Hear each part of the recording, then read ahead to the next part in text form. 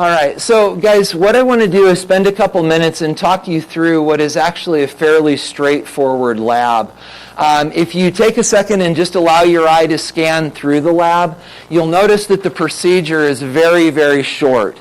If you really have a sense of what you're doing in lab today, the lab itself will take you about 10 minutes. But don't hurry through this. Guys, you want to go slow, you want to record good data, you want to make sure that you're recording your data properly and accurately.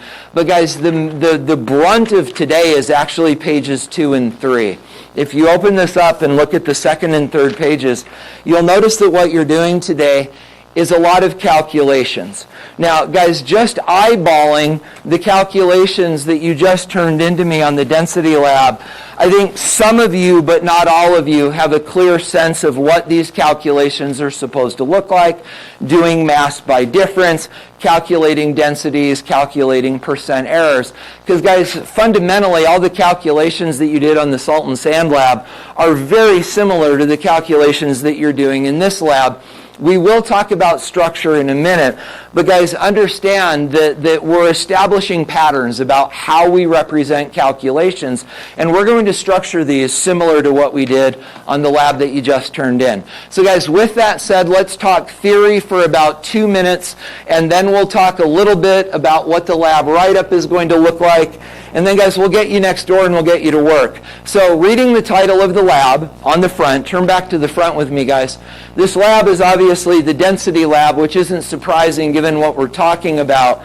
But, guys, understand in lab what we're really doing is this. We don't have a direct way to measure density. So functionally, what you're going to be doing in lab is not measuring the density of things. You're going to be measuring the mass and the volume and then figuring out the density.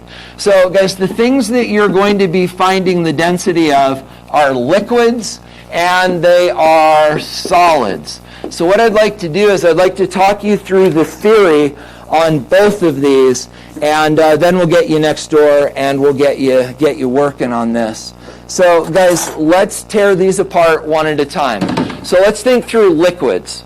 So guys, if we want to find the density of a liquid, what we actually need to find is the mass and volume, right? So there's the question. How do we do that? How could we, in an intelligent way, find the mass and volume of a liquid? Well, guys, let's pick the easy first. How do we find the volume of a liquid? What piece of labware do we use? Graduated cylinder. So, guys, we are going to get our liquids in a graduated cylinder. But now let's be smart about this. What could we do in order to easily then measure the mass of the liquid? Weigh the cylinder, exactly. Weigh the cylinder, then add the liquid, then reweigh the cylinder with the liquid, and then also measure the volume. Does that make sense? Okay, look at your lab, you guys. See where it says tap water, distilled water, and ethanol? Does this procedure match what you were thinking? Read through it. Any questions on that? Pretty straightforward. We okay? Okay, so now guys, let's talk about solids. Solids are a little bit trickier, and I want to talk with you about this. If you notice in the next part of the procedure, it mentions that the solids that we're doing are zinc and aluminum. So guys, let me introduce you. So first of all, this is what our aluminum will look like. These are actually pellets that are made by melting aluminum and then dropping it into an oil bath. So these are our aluminum pellets. These are our pieces of zinc. And you'll notice that both of these are irregular shapes. We've got to figure out how to find their mass and their volume. So guys, let's do the easy one first. How do we find the mass of these solids? Just weigh them. And I know that we should do mass by difference, but we're not going to. We're just going to directly weigh them. But then guys, how on earth do we find the volume of something like this? Go ahead, Isaac. Exactly, and that's actually the name of it. Guys, we're going to use a process called water displacement. So the idea is what we're going to do is we're going to take just some tap water and we're going to measure the volume. And then we're going to add the metal and the volume will go up, and the amount that it goes up is the volume of the metal. So guys, this though is where we get into trouble.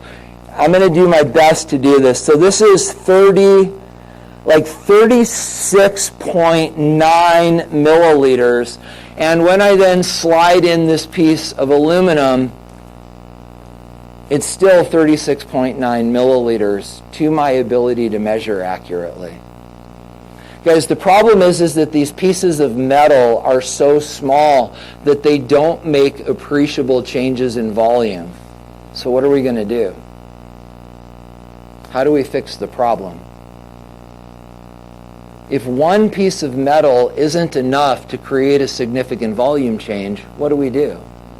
Get more metal. And so guys, this is an important precept that we need to talk about through this entire lab. So if one piece of metal isn't enough to make the volume change that much, guys, what we're going to do is we're going to get a bunch of pieces of metal. But the trick is if we're going to find the volume of a lot of metal, we also need to then weigh all this metal when it's dry. So guys, when you approach and get these samples of metal, get like 10 pieces rather than one, and then you'll get a larger sample, which will create better results. But guys, we didn't talk about this. Just a second. When you're finding the density, the volume and mass of liquids, how much of these liquids are you going to get? And the answer is a lot. Guys, there's a principle in science that says the larger your sample, the smaller your error, because it's spread out over a bigger sample. So guys, instead of getting 10 milliliters, you want somewhere between 40 and 50. Get large samples. Go ahead, what were you going to say? I was just wondering, on the lab, yeah. It said mass of zinc. Can we do the mass of the zinc pellet or the mass of all the pellets? Yeah, Sam, that's a good question. And so the idea is, if you are going to measure the volume of a large sample, you also need to measure the mass of that same large sample. Okay, so you'll measure the mass of the whole thing. So, guys, this then becomes how we'll approach the metal. So we need to know the mass, we need to know the volume. So the first thing we're going to do is get a large sample of the metal. We're going to weigh it. Then put liquid in a graduated cylinder, measure the volume, add the metal, remeasure the volume. You're all done. So guys, now read the procedure for the metals and make sure that that makes sense.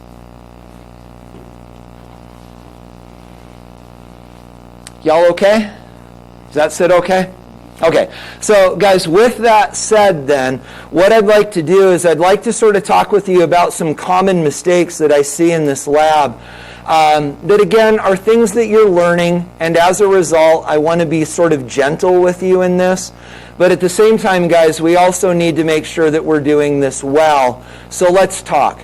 So guys, looking at your data chart, you'll notice that you're doing the same procedure for tap water, distilled water, and ethanol. So guys, obviously tap water comes from the tap. Let's talk about distilled water because you haven't used this before. Guys, we have distilled water dispensers at both sinks that are like the supply sinks in the lab. Do you guys know what distilled water is? Yeah, go ahead, Sam. It's actually not less, it has none. So guys, water, when it comes out of the tap, has got all sorts of minerals in it, especially in Utah, because our water comes from Timpanogos, and it's full of minerals for the mountains. So guys, when you measure the density of tap water, you're not actually measuring the density of water, it's the density of water with all the minerals. Distilled water actually has all the minerals removed, and so it's really pure water. So tap water and distilled water is at both of the serving things. And then guys, ethanol. You'll find ethanol at the front of the lab. Frankly, I considered not using ethanol in this lab because guys, this is the alcohol that they actually make hand sanitizer out of. This stuff is like gold, but I have gallons and gallons of it from before COVID struck.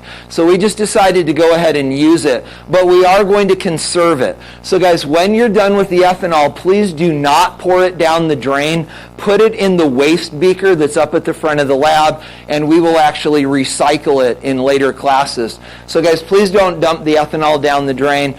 And then guys, with the zinc and with the aluminum, you'll find those in large beakers up front. When you're done with those, please dump off as much water as you can, and then put the metals in the catch beakers. I'll dry them out and we'll reuse them later as well. So that's what cleanup looks like. So guys, any questions about what you're doing? Procedure, how to deal with cleanup, any of that stuff? You guys okay? Okay, so then what I'd like to do, and guys, this is where I would encourage you to start writing things down. Let's talk about the data that you're going to collect. I've looked at some of your labs already. I still think there are some misconceptions. So guys, let's just go through here and let's set this one up to make sure that you're clear on how this works. So guys, first of all, when you measure mass, obviously you're going to do that on a balance. So let's talk rounding and let's talk units. So what are your units for that measurement going to be? Grams. So let's just put it on there now so you don't forget to do it later. Then guys, you're going to come back and you're going to measure the mass of the graduated cylinder with the water. Again, those units will be grams. Now what about the volume of the water? What will our units be? Milliliters. But now guys, let's talk about how we're going to round. You've used the balances enough that guys, you know that when we measure masses on the balances, how many decimal places do we get? 2. I don't know how you want to represent this, but somehow or another you need to remind yourself that those measurements are to 2 decimal places. You're just reading it off the balance.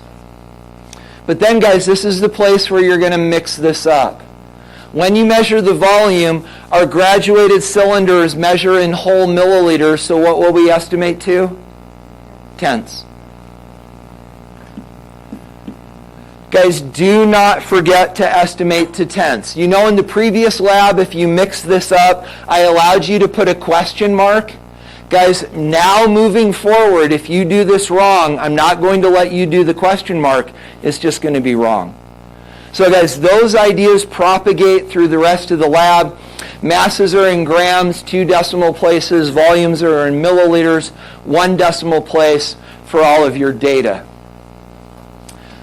But then guys, let's do this really quickly just to make sure that you're clear, and then we'll get you over into lab. So guys, think about how this is going to go. And you don't write this down, but let's talk.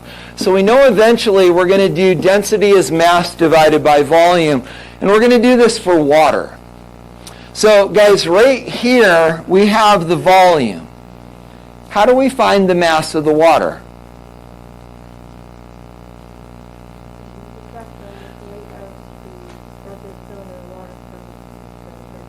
Mass by difference, right? Absolutely. So we're going to take the mass of the graduated cylinder in the water minus the mass of the graduated cylinder gives us the mass of the water. Well, guys, we've got a place to do that. And I want to make sure that you're making these connections, and then we'll get you started. So, guys, you will notice that I gave you the structure for these calculations. So the first thing that we've got to do with the tap water is find the mass of the water. That is a mass by difference calculation, which hopefully you demonstrated the ability to do on the salt and sand lab. Do it the same way. Then, guys, we've got a density calculation. Density is mass divided by volume. And then, guys, the last thing we're doing is a percent error calculation. And you'll notice that I gave you the densities. The density for tap water and distilled water will say they're the same. The density for ethanol is given to you. And then, guys, on the third page, the densities for the aluminum and the zinc are not given to you, but you do have these periodic tables here, so I'd encourage you to write them down before you leave. So, guys, that's the scoop. We will go and gather our data. We will then come back and write this up. And then, guys, homework tonight is to finish this write-up, including the conclusions on the back. And that'll take us through the day. So the remainder of the day is yours. Guys, 2 other things to mention and we're good. Thing number 1 is this. In lab, please hear this, guys. In lab, if there are 4 people at your counter, you are not a group of 4. You're 2 groups of 2. If your lab partner is missing, please join another group and make a group of 3. And then finally, guys, and I know this sounds weird coming from me, you don't need to wear your goggles in this lab today. There's nothing in lab that can hurt us.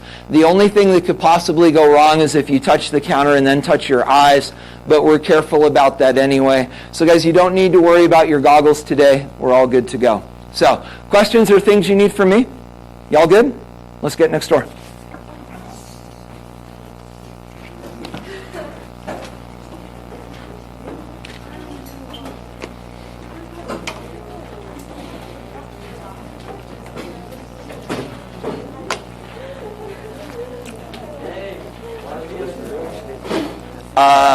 Let me take it from you. Colton, was it done or were you finishing I just it? had to finish this back part. I had a couple things to do. Okay, so I will split the late points with you today.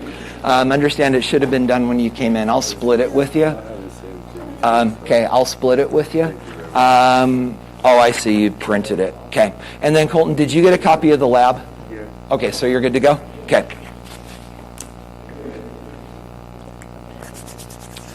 All right.